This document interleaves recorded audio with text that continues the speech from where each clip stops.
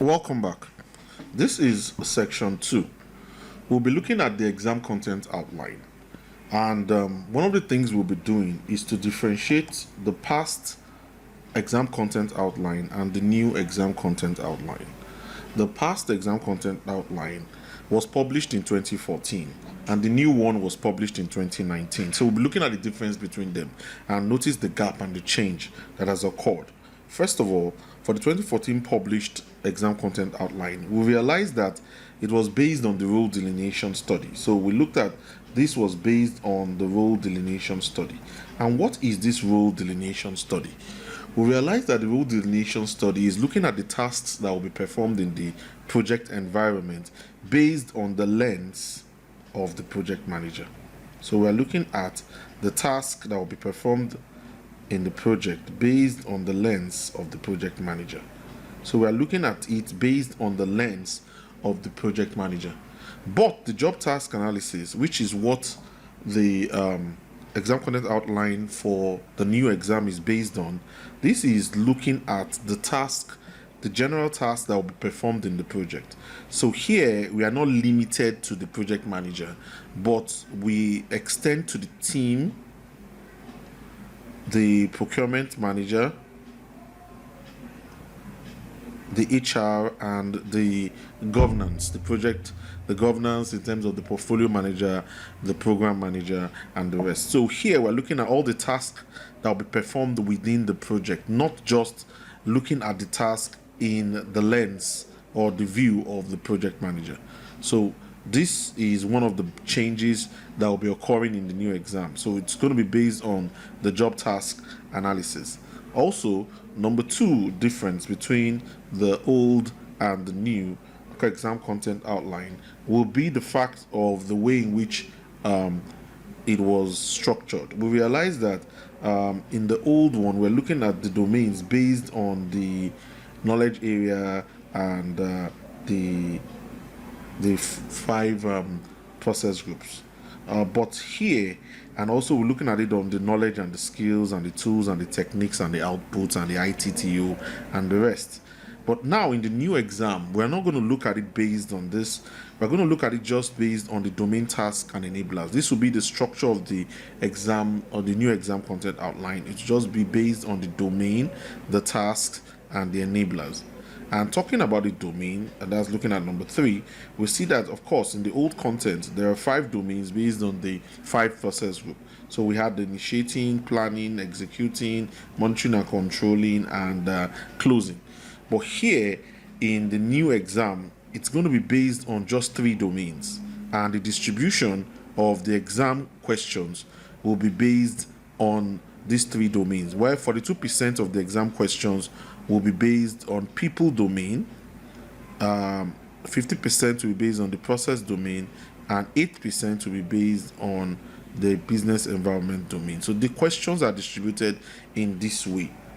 So also for number 4, we realize that for both exam content of the old and the new, that the content itself are not bound by the PMBOK guide. I've talked about this earlier on. The task force that went through the study did not limit themselves to the PMBOK guide. Of course, they expanded their reach to at least 2 academic references. They extended their reach to at least 2 academic references, both for the old and the new. So this occurred for both for old and the new. So the difference is very, very clear between the old and the new. We're looking at new ways of doing things. Now, talking about the old and the new, we talked about the domains, the new exam content outline based on the 3 domains, and these 3 domains are the people, process, and the business environment. When we're talking about the people, we're emphasizing on the skills and activity associated with effectively leading the project team. So this is almost about leadership. When we're talking about people, we're talking about what it takes to lead a team. Of course, so that's basically what we're looking at when we're looking at the people domain. All the attributes of a leader and the rest, we'll be looking at most of it. I'll talk about people. Then we're talking about process. We're reinforcing the technical aspect of managing the project. So we're looking at some of the processes that we've already learned that are part and parcel of the PMBOK guide will still be there. For example, for scope, we'll still be talking about defined scope. We'll still look at processes like create WBS and validate scope and control scope. So all these processes will still be part and parcel of the domain.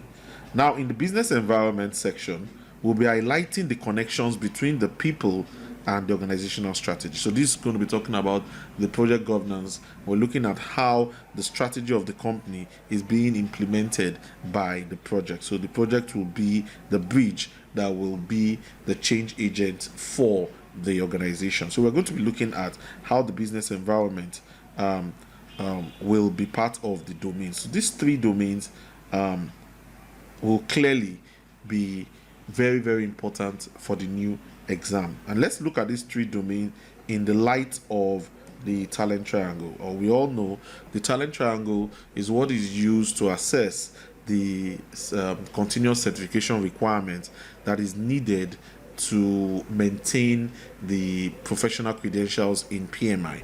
So to maintain professional credentials in PMI, take for example the PMP certification. For you to get the PMP certification maintained, you need to get 60 PDUs for every 3-year cycle. And of course, to get those 60 PDUs, you need to show that you have 8 PDUs in each of the 3 talent triangle. That is the leadership talent triangle.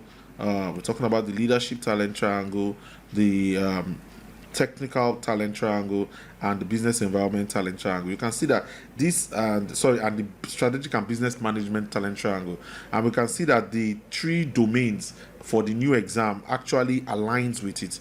For example, for the leadership we have people, which aligns, and for the technical we have processes, and for the business environment we have the strategic and business management. So it aligns with the talent triangle used for the exam, used for the certification requirements. Okay, so next we are going to look at what's the meaning. We're going to look at the structure of the new exam content, which is the domain task and enablers. When we talk about domain, we're talking about the high level knowledge area that is essential to the practice of project management. So I would say 3 here: people, process, and the business environment.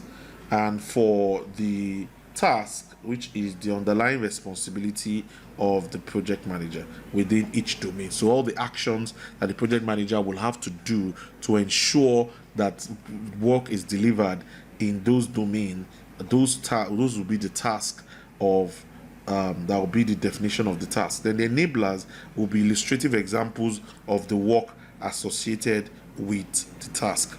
Now, the best way to understand these 3 concepts is to look at examples of them. So we're going to look at examples of each of them.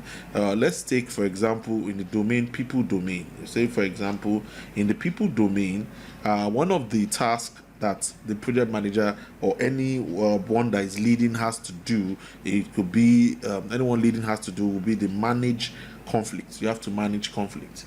Okay, as long as you are leading a team, either you're a team lead or a project manager, you have to manage conflict. So in the people domain, one of the tasks or responsibility of the project manager is to manage conflict. And the enablers, which is the work associated with the task, could be things like, what is the source of the conflict? Of course, we want to manage conflict. We need to know the source and the stage of the conflict. Sometimes we need to know the context for the conflict in order to provide a good solution to it. And also we need to evaluate the conflict resolution solution. So these are examples of enablers, and this is what we mean when we're talking about domain task and enablers. And so this ends this particular section of these particular changes in the PMP exam. But let's look at what we've learned so far. So far, we're able to differentiate between the old and the new ECU. So the old exam content and the new exam content, we were able to differentiate them, and we looked at them as we went ahead. Then we looked at the difference in the 3 domains: the people, the process, and the business environment. We compared them to the talent triangle, which is used for the CCR, which is the certification, continuous certification requirements. So, okay, so we use that we compared it to see how they aligned. Then we also looked at what the structure of the new exam content outline is, the domain, task, and enablers. We defined it, and we also gave example for each of them. Thank you very much for watching.